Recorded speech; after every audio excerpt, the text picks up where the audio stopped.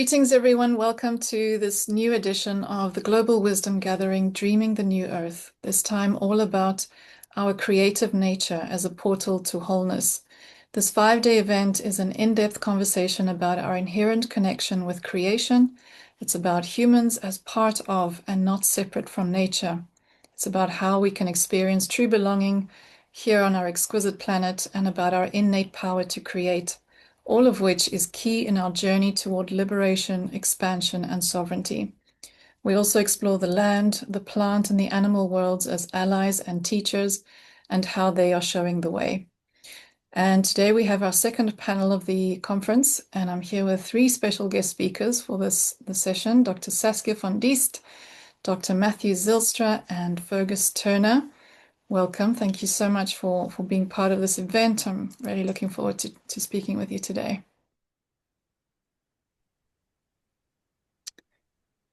Okay, I'm going to go ahead and share about your background for those who don't know you. I'll start with Saskia.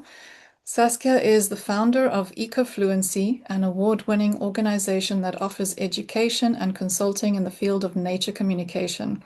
She's also involved in research and activism within this field. An animal communication workshop during her PhD in plant pathology in 2012 sparked her interest in how farmers use intuitive communication with nature to inform practical management decisions. From 2014 to 2020, she held 2 postdoctoral fellowships at Stellenbosch University in South Africa and at Coventry University in the UK, to investigate intuitive farming as part of a wider new field of subtle agroecology. Throughout her postdoctoral years, she further developed her own understanding and practice in communicating with trees, animals, landscape intelligence, nature spirits, and ancestors. She is also trained as a family constellations facilitator in Jikiden Usui Reiki and in the Way of the Warrior Healer for psychic surgery.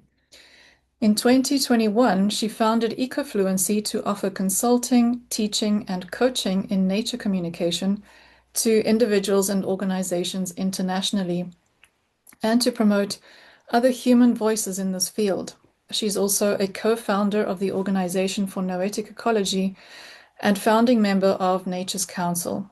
With 15 years of experience in teaching and facilitating through various forms and in many countries, her passion now is creating opportunities for others to have their own experience of dialogue with more than human nature.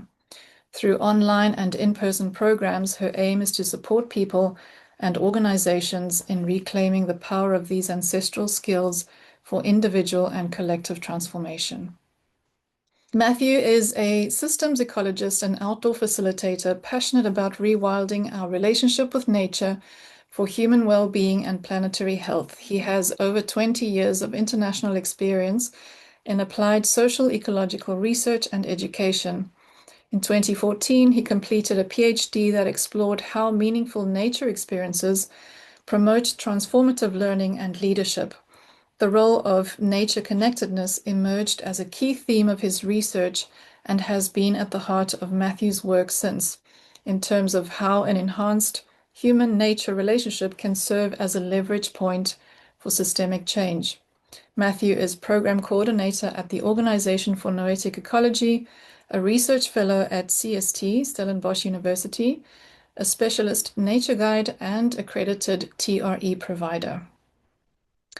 And Fergus is a systems change specialist, facilitator, and team performance coach, currently with Climate Plus Impact, an advisory firm working at the intersection of nature-based finance and climate entrepreneurship.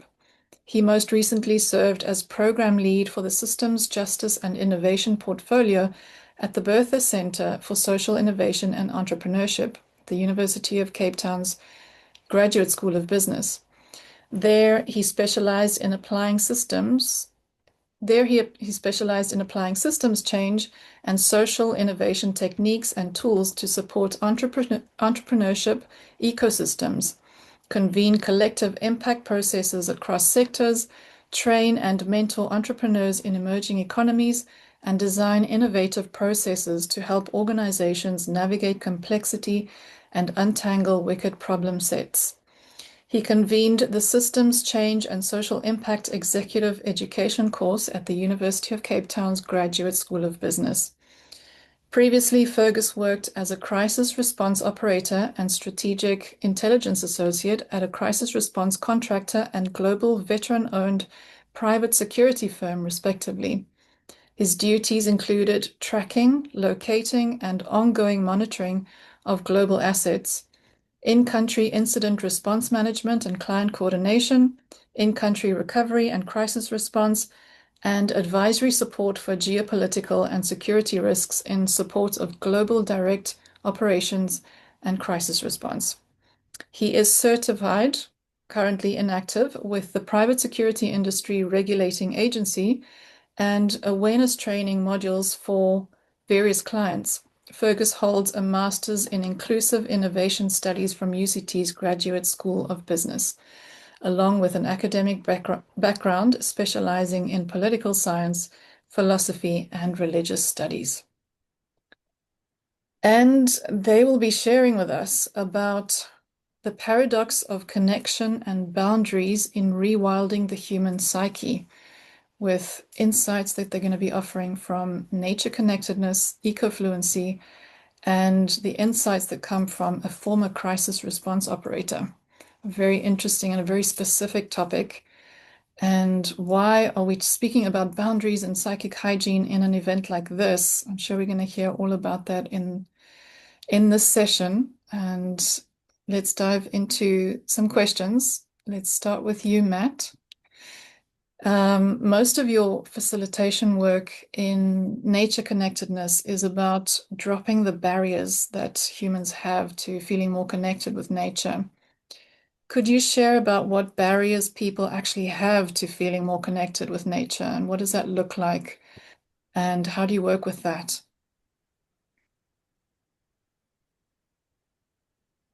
Yeah, thanks. I think the most common barriers that are cited, when it comes to nature connection and our relationship with with more than human nature is access to, I guess, green space, or blue space, as you might call it, safety, time, um, people's comfort level in nature, and then also, I guess, mental models that might also impede any engagement at all or certain types of engagement.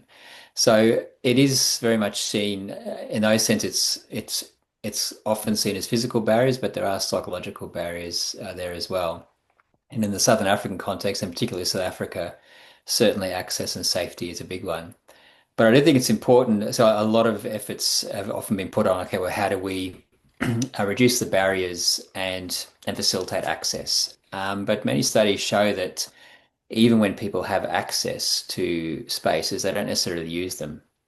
And in fact, it's sort of people's orientation toward nature, which can actually be more influential. And so, one useful sort of metaphor is that, the door of the party might be wide open, but if you're, sort of socially awkward, you may not enter. So even if you have the access, there are other limitations there. And I mean, it's important for people to feel safe and comfortable in nature. And I mean, there's something we might come on to later, but I mean, that's an important thing around boundaries is that if we're not, at least in the beginning, if we don't feel safe and we don't feel comfortable, the powerful effects of nature and especially wilder spaces don't really have that impact on us. So yeah, I mean, that's certainly are the barriers in a nutshell anyway.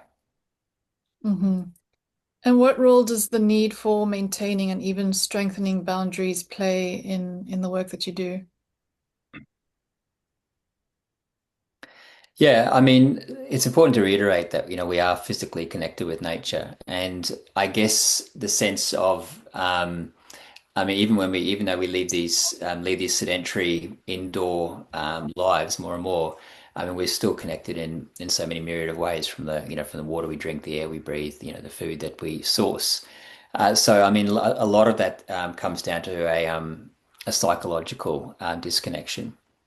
So, in terms of boundaries, it might seem like a paradox there because we are connected, and we want to break down those barriers. but I always like to go back to sort of nature and say, well, what does nature do, and how does nature do it? And in its essence, I mean, nature also has its own limits and boundaries at species levels, at ecosystem levels, and by looking at these principles of nature, each species has its ecological niche, and within those niche, there are certain boundaries which are exercised. And if two species try to occupy the same niche, then the whole stability of the system may fall apart. So I think also at a human level, I like to think of it as Bill Plotkin often does, is that our sole purpose also occupies different niches within our whole social ecological system.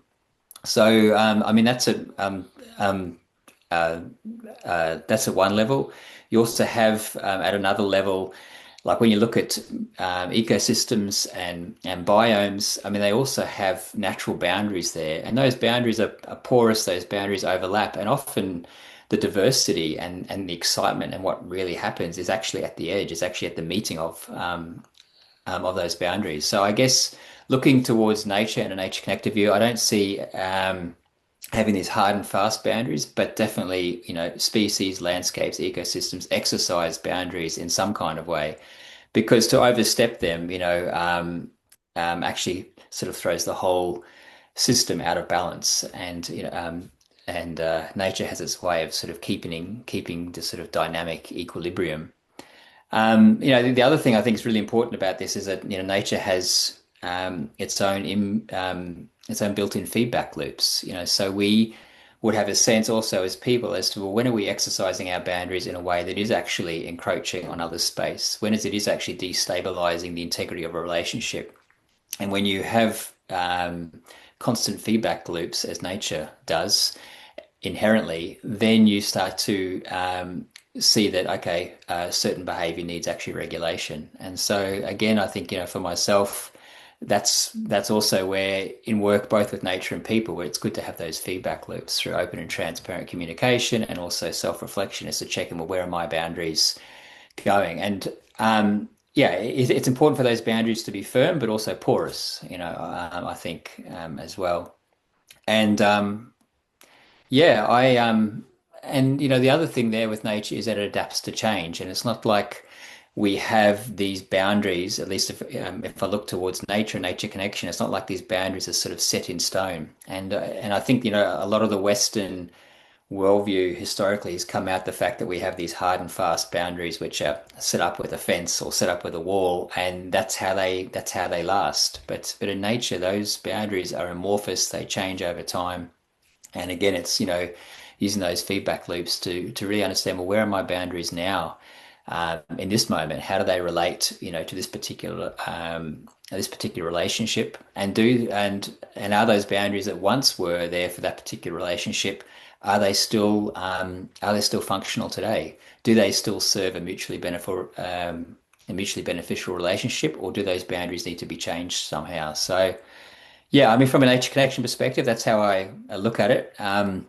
The only last thing I'd add, which I think is very important to point out, is that the Western psyche was patterned in a particular kind of way, and we don't often reflect on that. And I would encourage everyone to refer to Jeremy Lent's book called The Patterning Instinct, where he really shows how in this sort of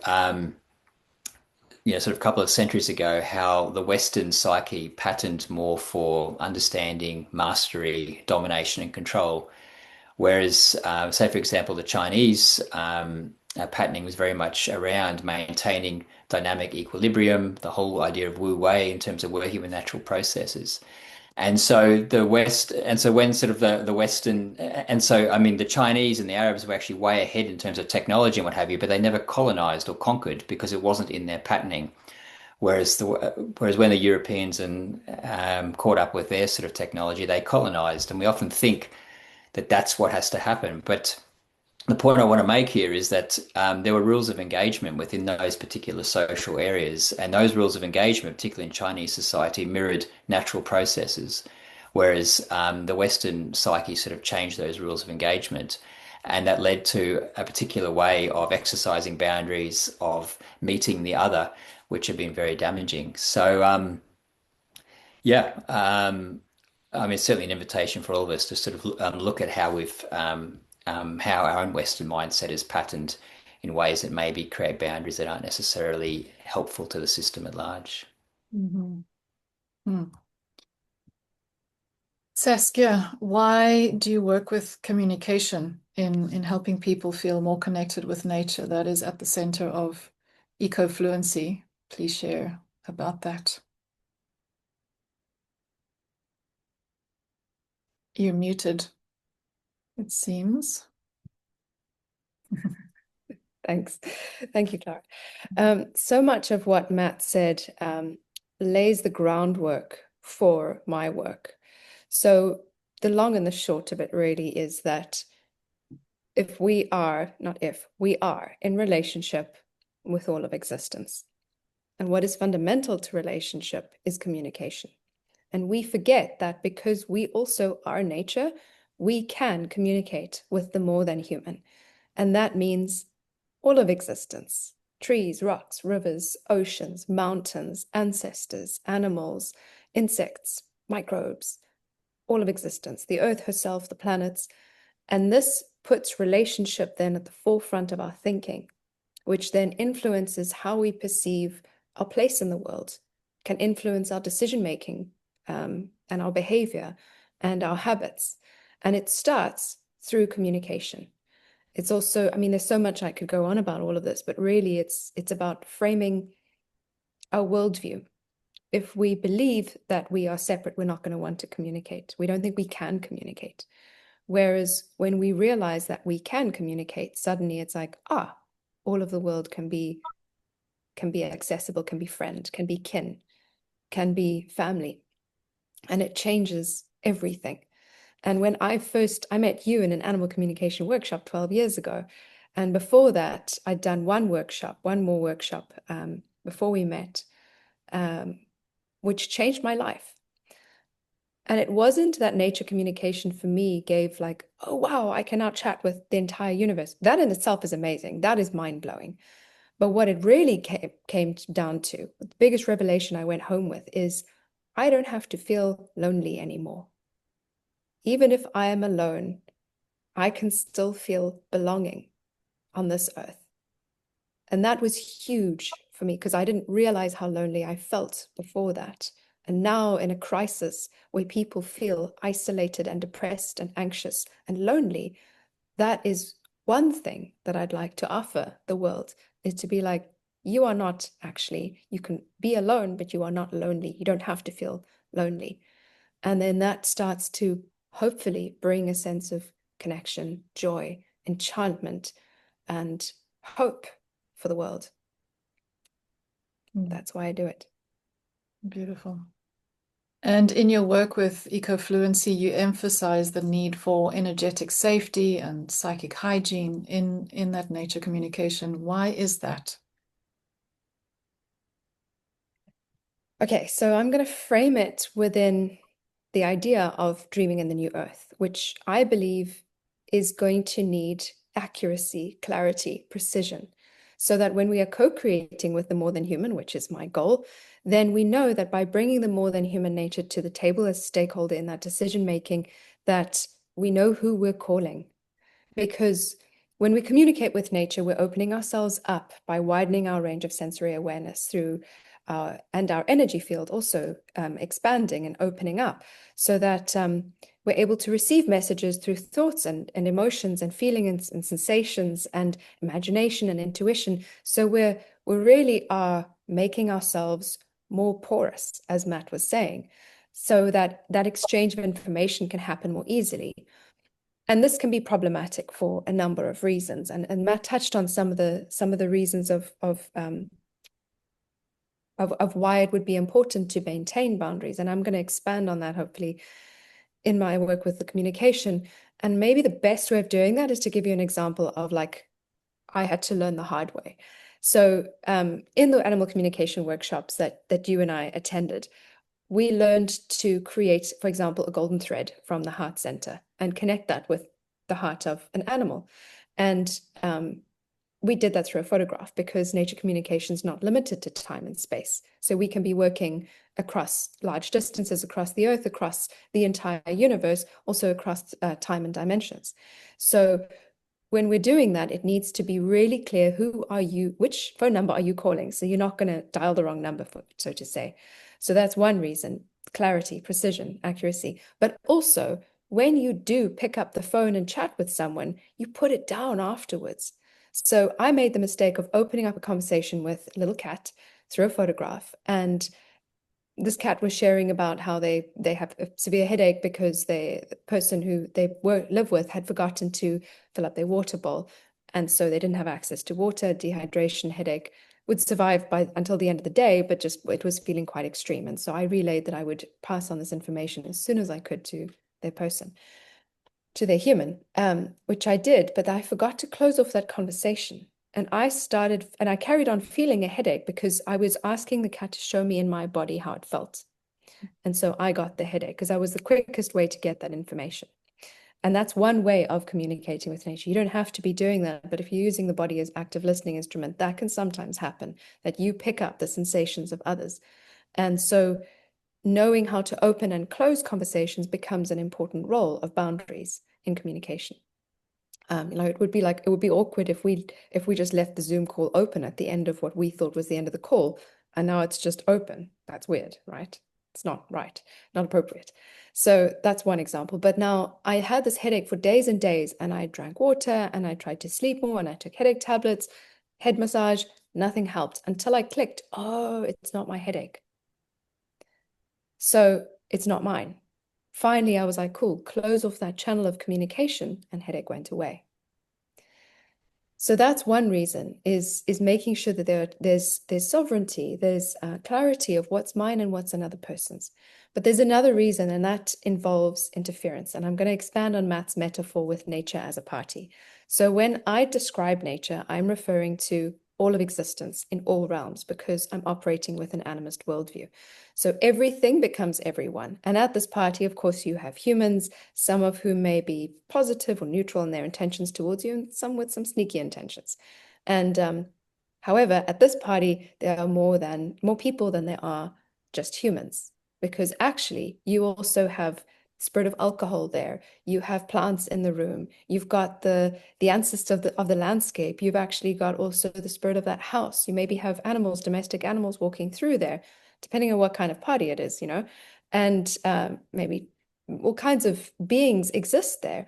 And we don't know all of the beings that exist in the universe. Okay, so we know that visible to our eyes are plants and animals, insects, microbes, rivers, our bodies, stars, those who we can see and we generally assume to be feeling benevolent towards us.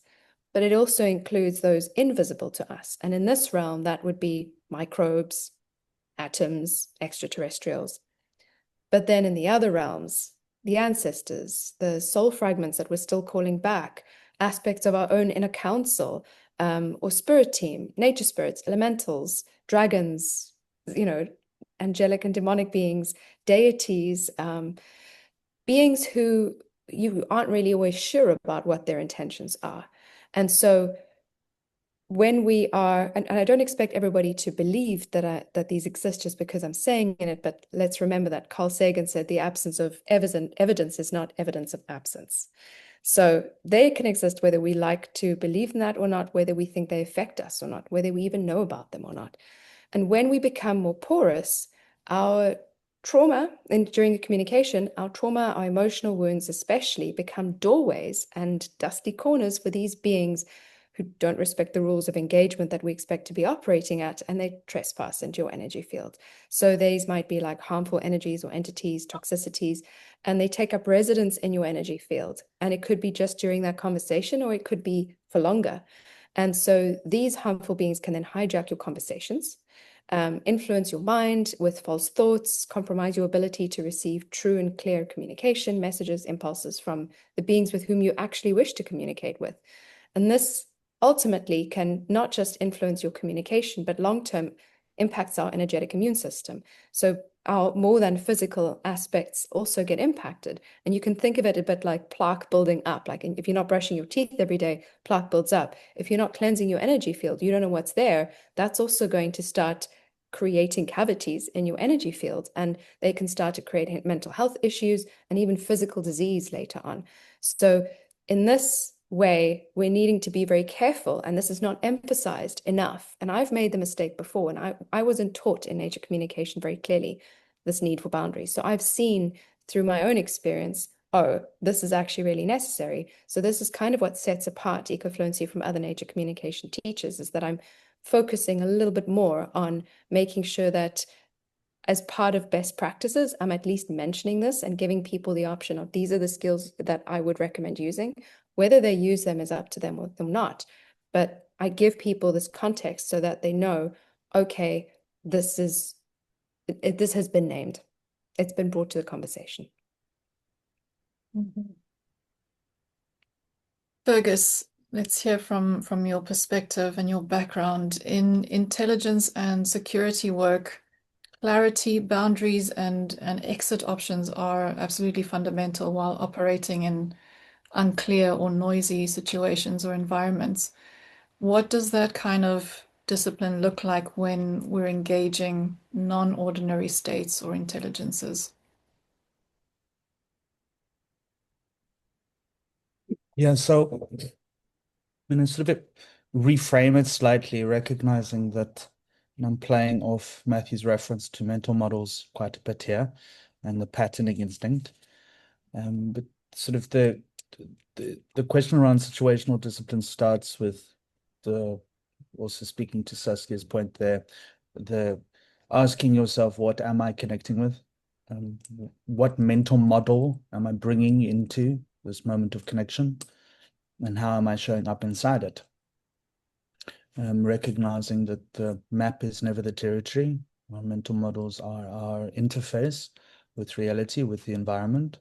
And in complex, high signal or noisy environments where there's lots of different stimulus and stimulating experiences that we're making sense of on the go, whether in crisis response, deep nature immersion, or any other non-ordinary state of being, the biggest risk doesn't really have to do with the outside system first. It's first about understanding the integrity of the inside system. I'm just sort of referencing inside systems to mean the loss of clarity, the loss of agency, and the feedback loops between yourself and the environment that can slowly erode boundaries. So situational discipline in this context would be less about control and more about maintaining coherence of purpose, coherence of presence, while staying open to new information, new signals. Because the connection without boundaries isn't intimacy, it's exposure, it's risk. I heard a fantastic line the other day. I'll paraphrase it, something like, risk is the currency of love. Or the currency of love is risk. The currency of connection is risk.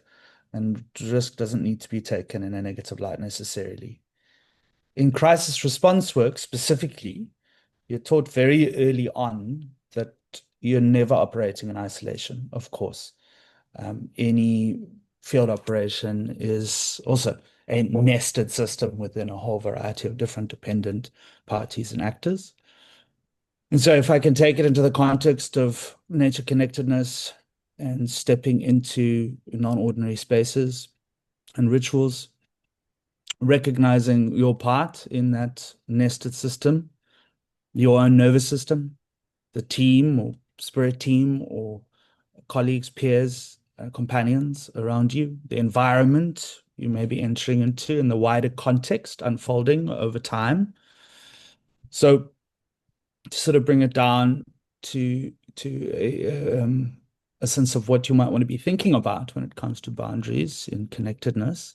So before entering a volatile or an ambiguous situation, you want to orientate. You want to ask, where exactly am I in terms of a whole variety of different mental models that you may be working with? What role are you playing? Are you participating? Are you hosting? Are you connecting? Are you trying to ameliorate some kind of dispute or negotiate some kind of disagreement or possibility of closer union with whatever or whoever you are connecting with? And to also discern as to what is yours or what is mine to respond to and what isn't.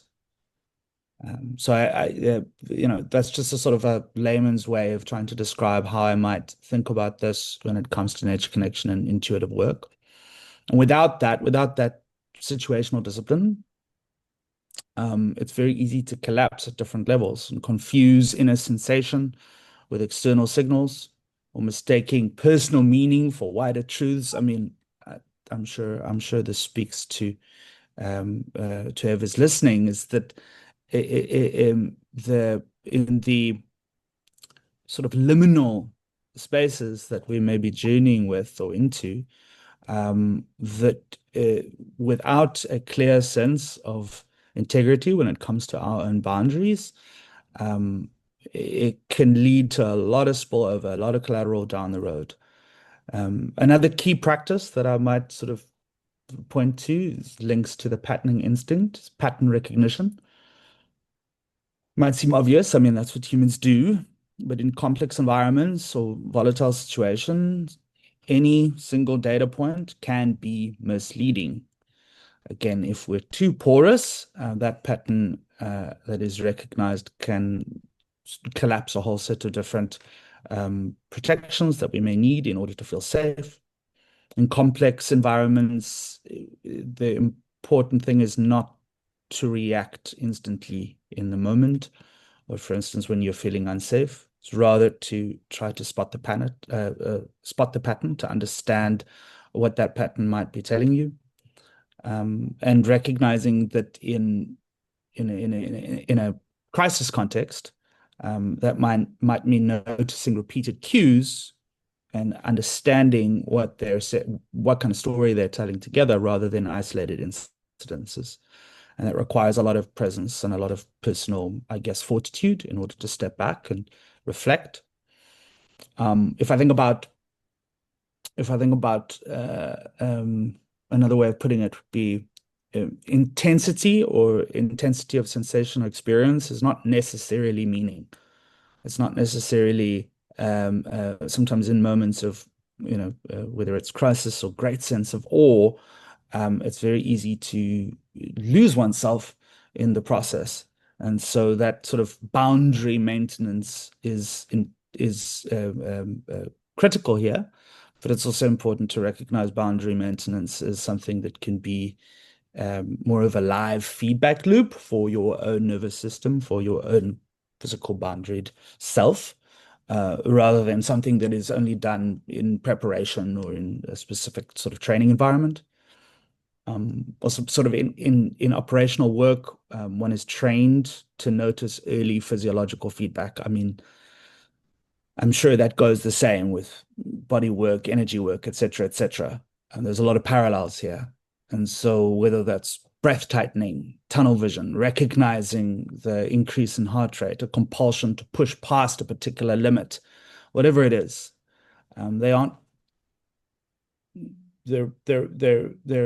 it's better to see those kinds of physiological feedback loops as system signals that may indicate that something needs to change, that you may need to change, exit, lean in for support, close the door, etc. And in nature or intuitive work, I gather that the same feedback loops probably show up in terms of energy depletion, emotional flooding, or the urge to keep on going when even the body maybe says no, or the spirit says no, the heart says no.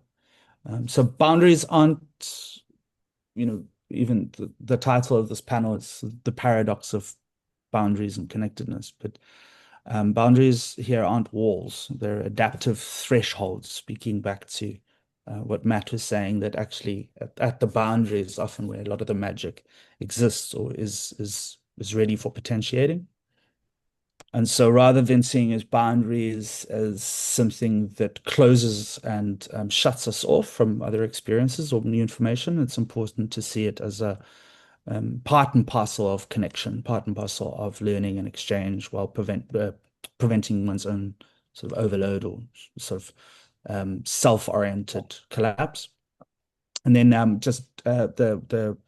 you mentioned exits, sort of sort of speaking to that very briefly, the importance of an exit pathway. So recognizing that if we are all our own sort of systems existing in larger ecologies and larger worlds, in any resilient system, there must always be a way to step back, to pause, or to reconfigure the experience, or however it is that we are interacting. And in crisis response, no one is going to be entering a situation without knowing how they'll withdraw if conditions change, and what those conditions are, what indicators to look out for, signals to look out for the change of those conditions. But what, from my experience, limited as it might be, in spiritual and nature-based practices and spaces, I noticed that people are often encouraged to stay engaged. I don't want to say at all costs, but the sort of primacy of engagement, the primacy of the experience itself, and the sort of prioritization of sometimes maybe a less than healthy optimism about connection and communication. And it's not to say that, again, it's not to say that risk is a necessarily negative sort of variable here. It's just, if we see it as the currency of communication or love, then to recognize it and to interact with it. And sovereignty depends on voluntary participation, not the momentum of the moment. So if you can't disengage, or if you are unable to disengage from connection of any kind, then we could say that we've lost our resilience, or lost our sort of the integrity and the flexibility that is necessary in order to maintain integrity of self. And so I'll sort of close by saying that, situational discipline isn't anti-mystical. It's not sort of a hard term. I would frame it rather as, once again, coming back to that word coherence, being in connection whilst maintaining coherence of self, maintaining coherence of one's own system's boundaries, and recognizing with humility that there's always more to the picture, more to the territory than our own mental models have created space for. And so humility ultimately is at the heart, I think, of a lot of what I'm saying here, is to take a step back and foster a stance of responsibility and situational discipline, and risk readiness is really an act of humility, rather than sort of being particularly control oriented. Mm-hmm. So before engaging any environment, intelligence professionals prepare by understanding their own vulnerabilities, as far as I understand. How does that principle translate into psychic work or nature communication? And why is self-assessment so essential here?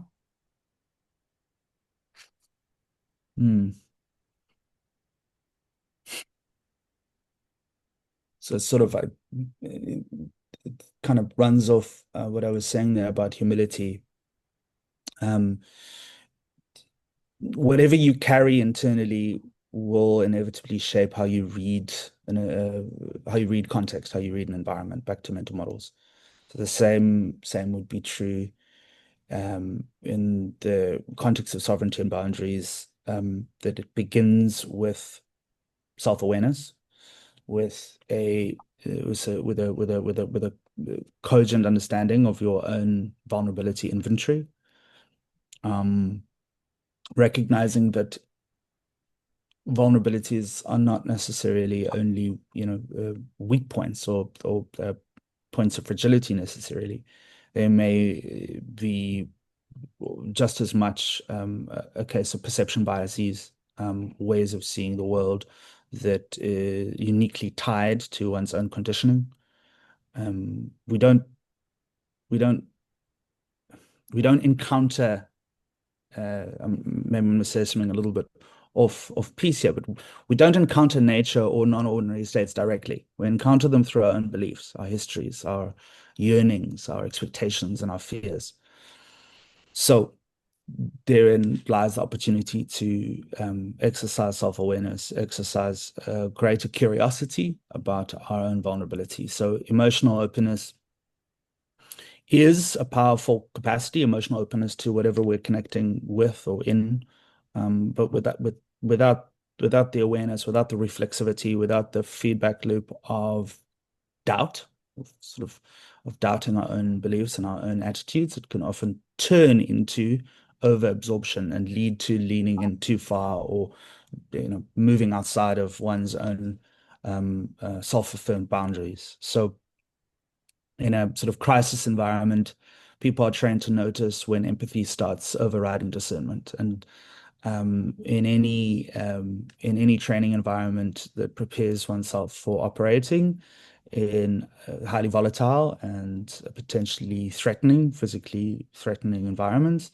it's so important to generate a crystal clear understanding of what it is that's coming up, arising in myself and ourselves, and discerning from signals that perhaps override our own capacity to maintain purpose, to contain mission safety. Mission creep, another way of describing it, sort of once you're in sight, it's very easy, especially in a fast-paced environment, to deviate from core purpose. And by purpose, I don't mean plan. I just mean sort of the clarity of purpose that needs to lead decision making when things become less clear, when new variables enter into a particular system or environment.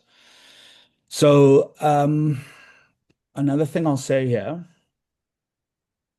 is, or to personalize it, is to say that when I was saying earlier, vulnerability is not necessarily a sort of a negative thing or a problem to be solved. Rather, to say that, to personalize it, vulnerability can also be a need for meaning or belonging, which are fundamental human needs, right? So when we're searching, we're more likely to amplify external signals, obviously, and ignore others, and sometimes ignore our own internal compass. And that's not a flaw, rather it's a relatively predictable feedback loop that can often end up augmenting a sense of confusion or cause collapse. So without self-assessment, without doing a clear and cogent vulnerability inventory on one's own inner world and the mental models that guide our reason for being in connection, our reason for entering into non-ordinary states, experiences can begin to carry more authority over yourself or over ourselves than we perhaps had originally intended, instead of being held as information signals within a larger system of meaning making that needs to be interacted with in the same way that one would interact with a dance partner. So there's coordination, there's listening, there's posture, there's a recognizing that in order for the dance to happen, we need to hold ourselves responsible for our own participation and our own posture. So the clarity is sort of things to ask are things like, am I even listening? Am I seeking reassurance? Am I projecting my needs into a field? To what extent is some of my voices of judgment, voices of fear, participating in the way that I am making meaning, and participating in the way I am or am not holding up my own boundaries? Another one I could maybe mention that comes to mind there is sort of tiredness or fatigue. So we can often find ourselves needing to or choosing to enter into non-ordinary states or connectedness with the other from a place of fatigue. And again, from a crisis response point of view, exhaustion or fatigue is sort of widely obviously acknowledged as the strongest predictor of poor judgment, which can be tooled inwardly or outwardly. I won't go into that, but the same must surely apply in nature or psychic or energy work. When the nervous system is depleted, pattern recognition narrows. What kind of fatigue, what kind of depletion am I referring to? I mean, that can be somatic, that can be psychological, emotional, spiritual, whatever it is, but to sort of be very honest with where we might be depleted, where we might be exhausted, fatigued before entering into communion with the other. Because again, I'm trying to weave back to what I was saying earlier. When we are fatigued, external signals feel louder, discernment weakens, and our personal understanding of our why are we here, what mental models am I occupying, etc., can often become a little bit more lower volume. And maybe the one other thing I will say here around that connects to vulnerability is something that came up earlier when either Saskia or Matthew was speaking. It's about sort of um, this idea of neutrality. And this also connects to risk. Is it there's often especially when we're excited or we're looking forward or we're in anticipation or we believe something, we can often see and experience in ordinary states a points of connection in ritual, outside of ritual, whatever it is, as neutral, as sort of something that I can make it what I need it to be, or it is inherently good and therefore I don't need to worry, or whatever, neutrality. And what I want to challenge here, or sort of posit, is that that's a myth. There's no such thing as a neutral environment. We have to recognize that nothing enters the system empty. So in operational work or in nature-based connected work, let's not pretend we're neutral, and let's not pretend the environment we're stepping into is neutral. Any system, as Matt will probably tell you from a system ecologist point of view, they say there's also a line I read the other day that goes, if you want to change a system or understand a system, sorry, then try to change it. Or try to interact with it, and you will recognize and understand it through interacting with it. And with that in mind, our interaction and the point of departure, where are we coming from? How exhausted are we? How vulnerable are we? What needs, expectations, unacknowledged desires, and so on, need to be out to the forefront. So sovereignty in this sense means I choose when I engage, I choose when I disengage, back to the exit strategy point earlier, and I remain responsible for the interpretation and integration of this experience. Yeah, and I think I'll stop there. I hope that answers all of the different parts of the question. Mm-hmm. Yeah, thank you. Super interesting. Matt, let's go to you. Let's talk about eco-grief, something that seems to be on the rise, and it's a whole topic on its own. It's part of the challenge with humans feeling more connected to nature, and the concern that we might get overwhelmed and feel less supported in wilder landscapes than more supported. Could you share a bit more about that, and how do you manage that as a facilitator? Yeah, thanks. I can and I will, but if I can also just loop back to a couple of things that Saskia and Fergus alluded to, because I think it's also an important segue into this question. Because this idea of the edge and knowing our edge and engaging with things, and particularly when Fergus was referring to our nervous system, it just got me thinking about the work that I do with TRE, which is tension or trauma release exercises, and the whole thing about our nervous system. And that's very much the reason why I did TRE, was to give my nature connection facilitation another dimension, because connection, it also works very much at that nervous system level. But as Fergus was speaking, I was thinking about sort of this kind of cycle of arousal that comes, which we often we've traditionally always spoken about fight and flight, but some of the main sort of trauma responses happen in that freeze state. And I was just thinking about that, and again, boundaries. And I mean, Fergus was talking about when we sort of push things too far, and as a facilitator, we in this space we always like to sort of trust the process. And that's another one of these seeming paradoxes where you trust the process, but where is that edge? And the importance in boundaries of knowing where that edge is, particularly when boundaries aren't visible. Um, and so, I mean, sometimes that happens to us without us having the agency to be able to draw that edge or know that edge. And that's where we can go into these. If we can't fight it, and if there's no way of flighting from it, then we freeze. But the way, in terms of, I guess, as this human capacity where we can address that is with engagement. And if we can engage, before the fight and the flight and the freeze go too high, we can, sort of let I guess we can reduce the risk of the situation, and we can sort of pull back from the edge. And the TRE takes more of a social engagement in terms of, looking at ways to bring in curiosity, openness, mindfulness, presence. But I'm thinking also what Saskia spoke about, the absolute necessity, to be grounded through these processes, particularly ones that do contain, say, unknowns, risk.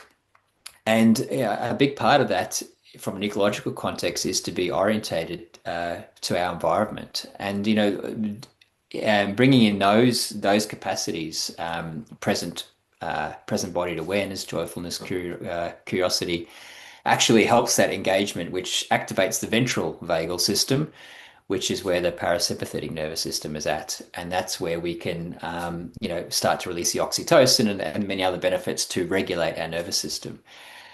And if we can't do that, then, I mean, if we can't chase it off, and if we can't close it off, then, then we try to shake it off, with TRE. And what drew me to TRE in that sense was, again, the nature, and that, when the impala escapes the lion hunt, it then goes under a bush and shakes, and this is a natural response, which has been shown to happen across human and animals.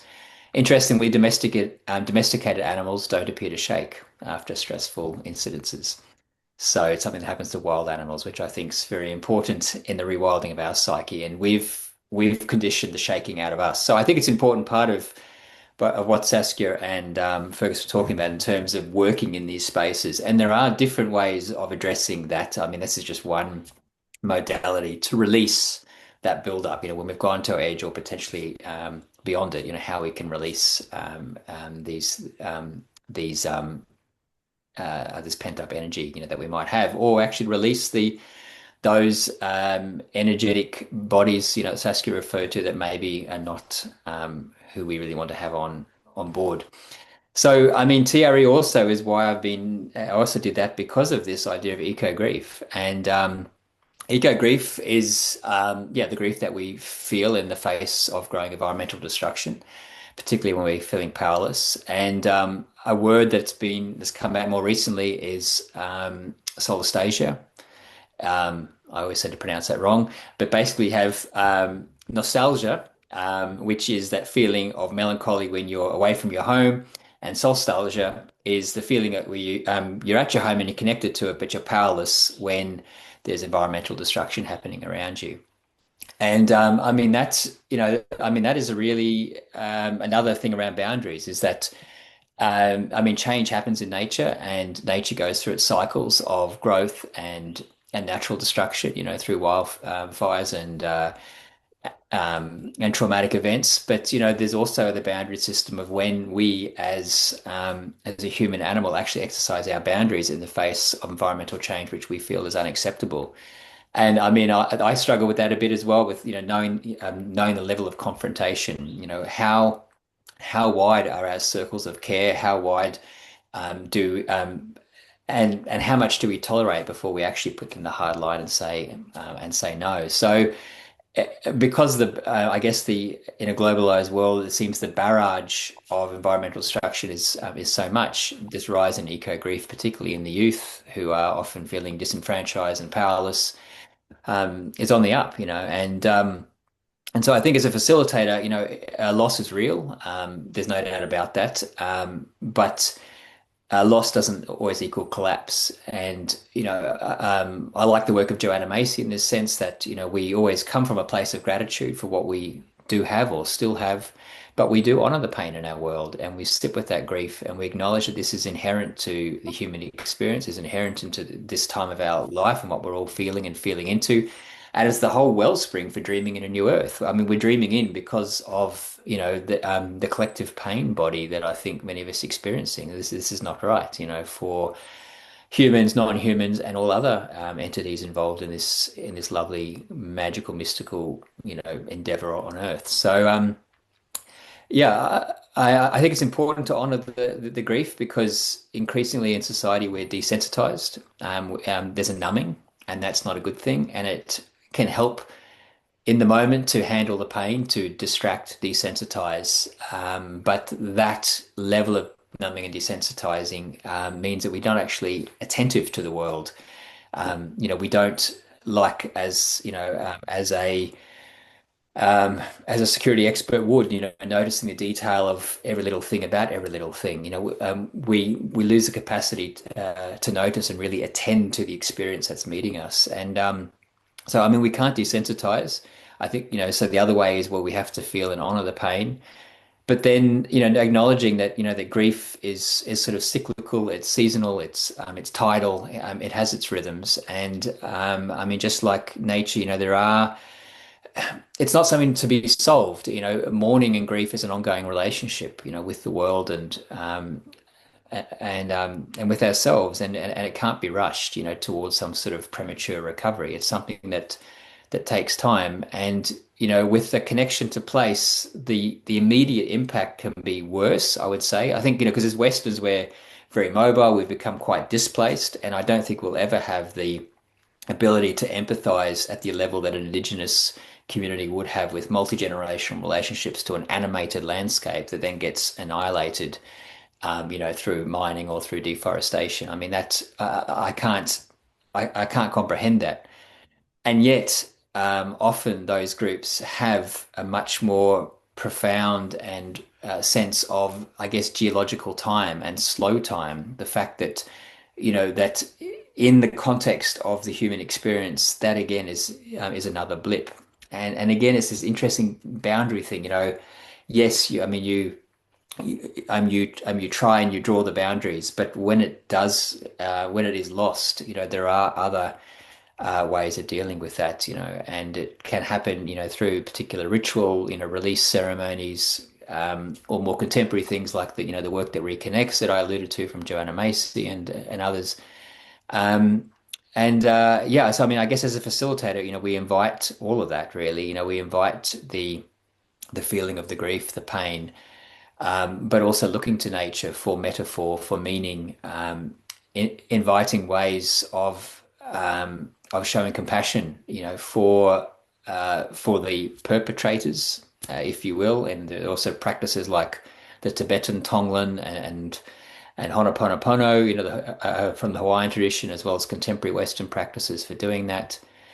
We can invite experiences, as I said, like TRE, to shake it off, but also to, allow our connection, and this has been shown in scientific research as well, can also be a fund of calm, a fund of resilience to draw upon in these times. So, going back to the memories that might also cause grief, but also give hope that there are actually other ways, like, again, nature diversifies. So trying to find diversified sources of meaning, diversify a different kind of identity that might be tied to something else, or a different kind of belonging. So try to diversify our relationship with land in a way that means that if one thing is cut or severed, that there are other ways that we can draw on to stoke our resilience. So yeah, I'll leave it there. Mhm. Yeah, big topic. Back to you, Saskia. What is the main message that you've received from nature about what humans need to know about rewilding our collective psyche?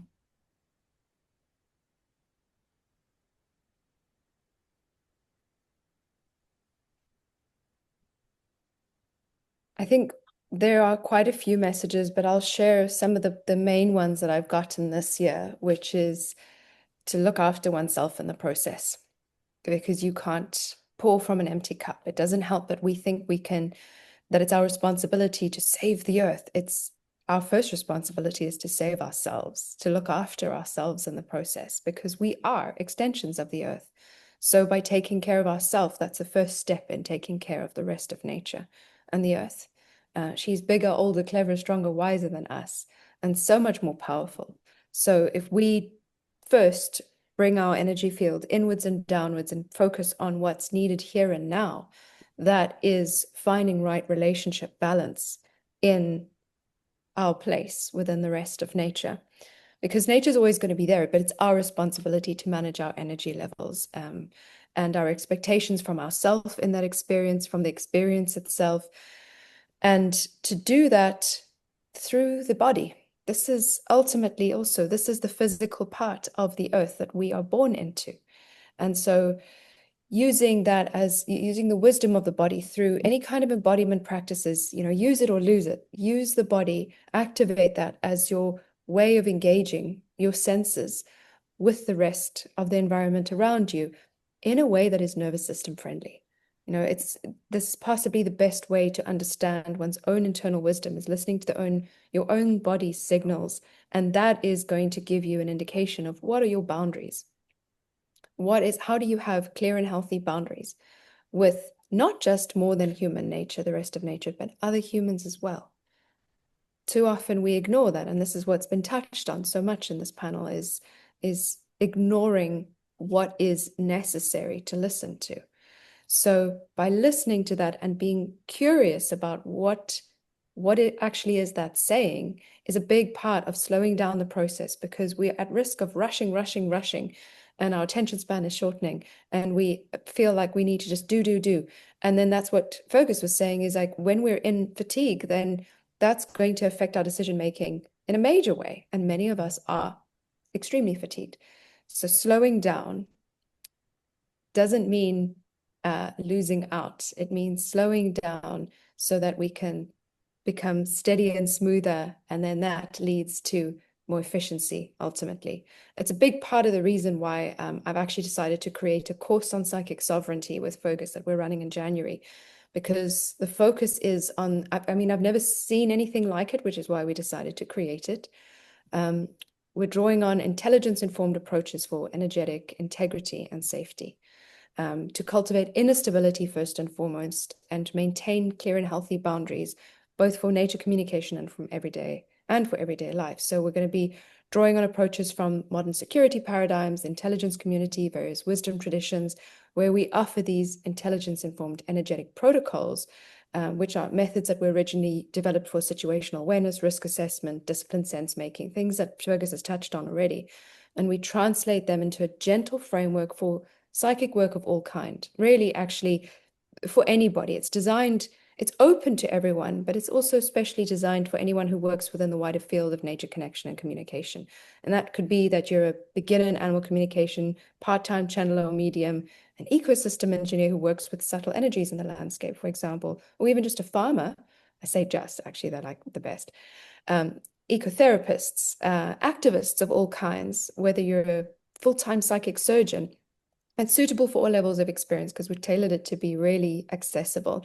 And it's for anyone who wants to understand how to develop a greater sense of clear and healthy boundaries, and both in your personal and professional life, and just find that inner peace in any kind of engagement. So that's open to everyone. Everyone is welcome. You just have to BYOB, bring your own beliefs. And we'll share the information of that with anybody who wants to in the audience. But ultimately, yeah, I think I'll pause at that for now. Yeah, thank you.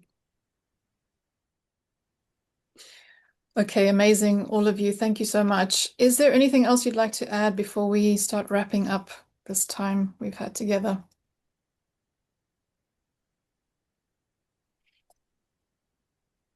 There is actually something that comes to mind, which is that there is such an exponential rise in working with more than human nature through psychedelics, through entheogens.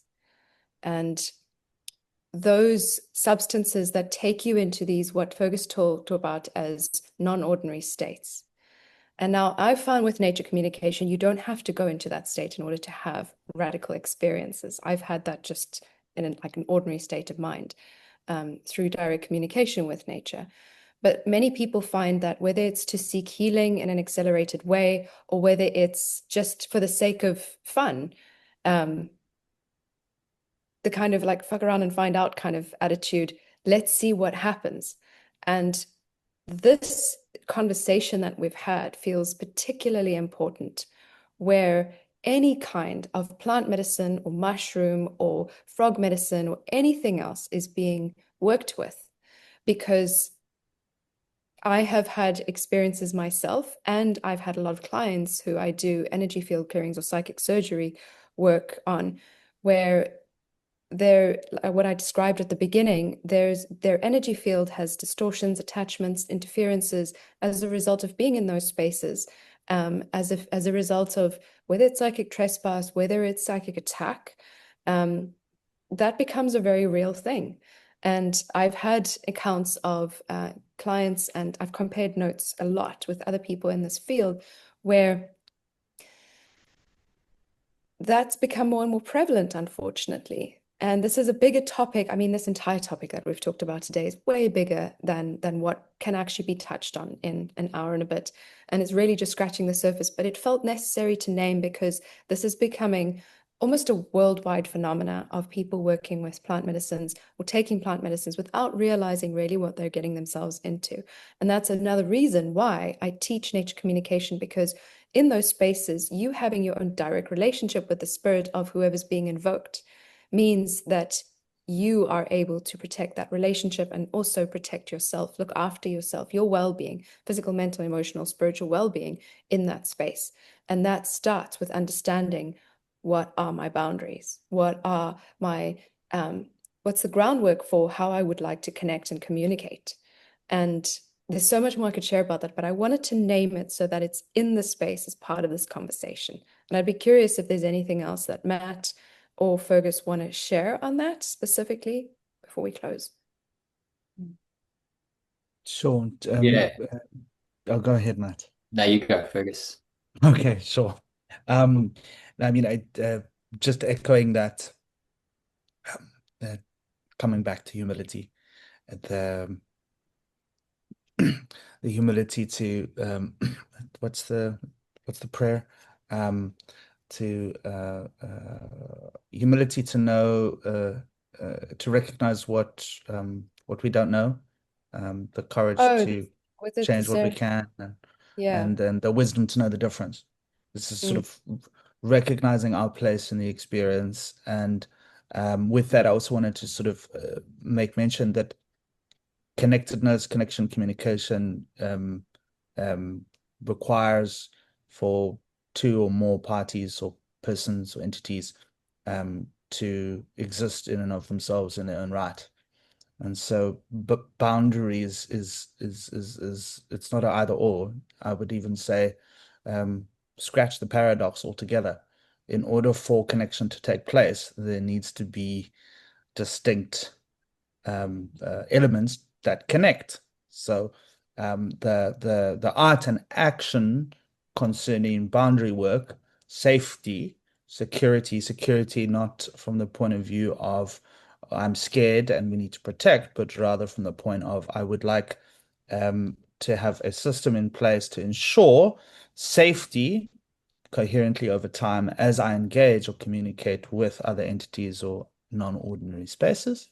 And so to that, I say, collapse the binary. There's no such thing as a paradox when it comes to connection and boundary. It's part and parcel of the same thing. Back to you, Matt. Yeah, and the importance of holding the paradox, I think, is part of the deep wisdom of life. Yeah, I mean, on the note of the psychedelics, I'm glad you brought that up, Saskia, because I think it's very crucial to this discussion and the work that we collectively do, because it is touted as, one of the pathways for deeper connection, one of the pathways for systems change. But yeah, like you say, some of the ways that it's exercised may not be beneficial for that. And I think it's important to note that many of these, I guess, the use in many cases in the Western context have been extracted from their social and ecological and in some cases sort of spiritual context in terms of where this medicine found its power or was discovered. And when these processes were held, traditionally there was a bounded container. There was it was held by a particular elder, shaman, or what have you, who understood the boundaries of that experience and where it needed to be contained. And I think that's something where I think we really need to remember there. And the idea that boundary, that container, can be porous to external energies, as you allude to, Saskia. But then, the ceremonial actors holding that experience also understood where, if that safe space was maybe infiltrated, how to then release those energies through other practices. A good colleague and friend of mine, Dr. Sam Gandhi, has done quite a lot of research on psychedelics, and psilocybin and to a lesser extent ayahuasca have been shown to be powerful predictors for enhanced nature connection and more durable. So, there's certainly a role there to play. So I don't want to throw the baby out with the bathwater. I think there is something to be said for that, but it's not necessarily the what, it's also the how. And one thing that I learned out of my doctorate research, many years ago, was I was exploring meaningful nature experiences, and there was a particular point in my research where that was like I sort of came with this idea that was the sole focus. How do we cultivate these meaningful nature experiences? And they were generally non-psychedelic mediated, but I didn't exclude them. But that was the thing, and I was looking for the how do we manufacture these experiences? But really what came out was the ground for all this. The thing to cultivate was our connection. And I was obviously looking at more from nature connection, but this ground of being the connection allowed meaningful nature experiences more likely to rise and to present themselves. And in the absence of which, if we were yearning and trying to find that next peak experience, connection was what brought us back to a meaningful life in absence of sort of the peak experience. So I think we do have a tendency as a Western society to look for the next hit, the next experience, the next novel thing to keep us going, but it does need to return to something. And if we have those experiences, what's the hook to hang it on? What's the frame to view it through? And I think it's also then important that our connection also has a firm ecological practice, whether it's ecofluency, whether it's any other sort of modality. What is the ground that's holding that soil for connection? So yeah, that's all I wanted to add there, basically. Beautiful. So the last question for all three of you, as we come to the end of our time here, what is your personal vision or your prayer for the new earth? Would you like to start, Saskia? Thank you. The word humility has already been brought up, and I would echo that very strongly. The word humility it shares the same etymology as human and humus. It means earth. So that people remember that, yes, be noble for you are made of stars, but be humble for you are made of earth. And in all of our decisions, however we show up, that we aim for grace, always grace. And that would then include love. What is the intention, the ground of being from which you engage? And that's also been mentioned. Start with love, hold that absolute compassion and grace unconditionally as much as possible. And that grace also includes gratitude. That I'm hoping will be the guiding energies for this new earth that we're dreaming in. I'll follow on there because Saskia pulled my prayer. I was also going for a humus,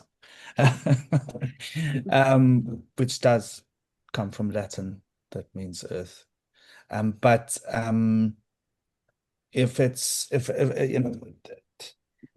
what came to my heart, if we're talking macro here, my prayer is,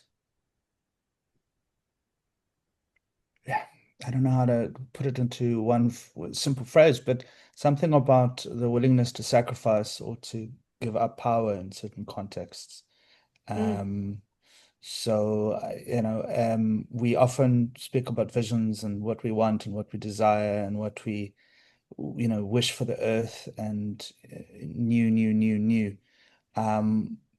without maybe taking as much stock as to what it is about the old that we may still be addicted to and dependent on, and that may constitute a need for not just letting go, but actually taking on more pain, taking on more sacrifice, and taking on more discomfort, and taking on more inconvenience, and more of a sense of loss. So my prayer is that for those listening, that we ask ourselves, whatever it is that we wish for the new earth, what are we willing to give up for it?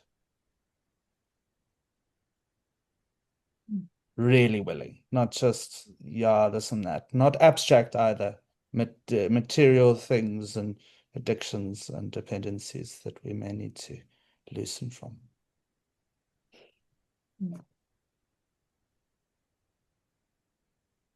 Matt. Really curly one, Fergus. Nice. My prayer. My prayer my prayer is everyday ecological. No, scratch that. My prayer is everyday embodied ecological awareness. Yeah. And by that I mean it starts with noticing nature and noticing all of it.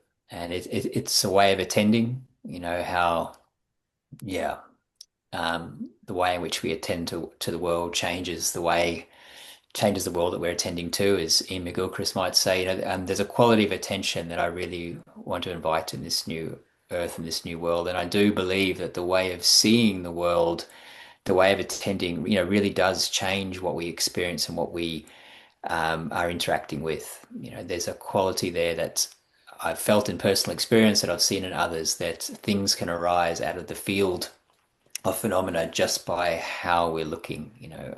I'm reminded of Rainer Maria Rilke, and in a phrase he says, all becoming has needed me. My looking ripens things to meet and be met. And I love this idea of my looking ripening things. So I really pray that our looking ripens things that can meet us in new ways, and that we can meet them in new ways too. And it's about finding meanings in the moments. It's about being able to exercise compassion as a regular practice, and it's really that sensory engagement and allowing the possibility of a field of awareness that's so huge, and that we're editing out so much of that field of awareness. But as Saskia alluded to, all these things in the field of awareness to be possibilities that we can actually begin to see, appreciate, engage with, and communicate with. Beautiful. Thank you so much, Saskia, Matt, Fergus, for sharing all your powerful insights and your wisdom today, and for the incredibly important work that you're doing, and of course for heeding the call, that call to support this planet and this massive shift that's underway. It's been a pleasure and an honor to be speaking with you today. And have a wonderful day further. To all those who have tuned in, thank you so much. Many blessings, and we'll see you at the next one. Thank you, Clara. Bless you. Yeah, many thanks, Clara, Saskia, and Fergus. It was wonderful. Thank you. Awesome.